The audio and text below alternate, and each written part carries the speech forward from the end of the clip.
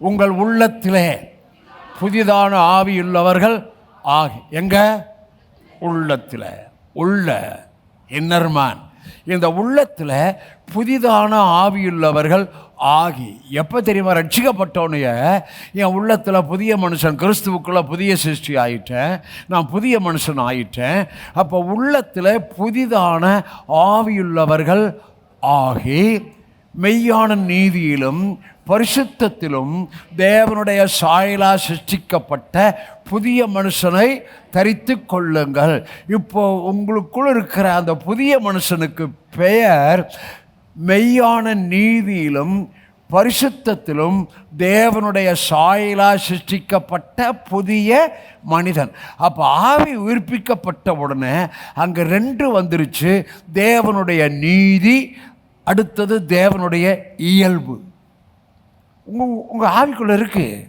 உங்கள் உயிர்ப்பிக்கப்பட்ட ஆவிக்குள்ள தேவனுடைய நீதியும் தேவனுடைய சாயலாகிய இயல்பும் உங்கள் ஆவிக்குள்ள இருக்கு.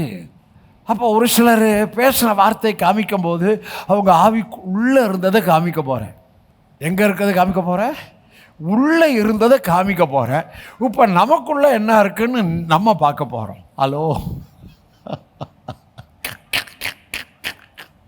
செய்தி இப்போ கரெக்டாக வந்துருச்சா? இது விசுவாச வார்த்தைக்கு மேலான செய்தி, பிரகடனத்துக்கு மேலான செய்தி. இப்போ நம்ம உள்ள எப்படி இருக்கிறோன்னு காமிக்க போகிறேன்.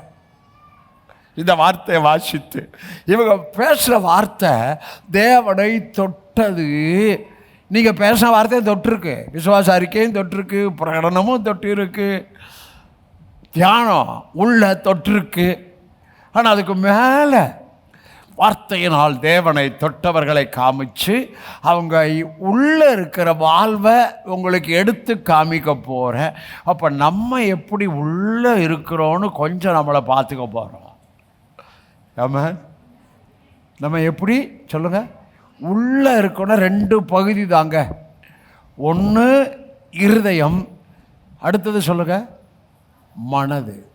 மனதை பார்க்க முடியுமா? இருதயத்தை பார்க்க முடியுமா? இந்த 2 பகுதி தான் ரொம்ப ரொம்ப ரொம்ப முக்கியம். ஒன்றை மனசில் வைங்க. எனக்குள்ள நீதியும் தேவ சாயல் இருக்கின்றத இருக்கு. உங்களுக்குள்ள தேவ நீதி இருக்கு, தேவ சாயல் இருக்கு, உங்களுக்குள்ள இருக்கு.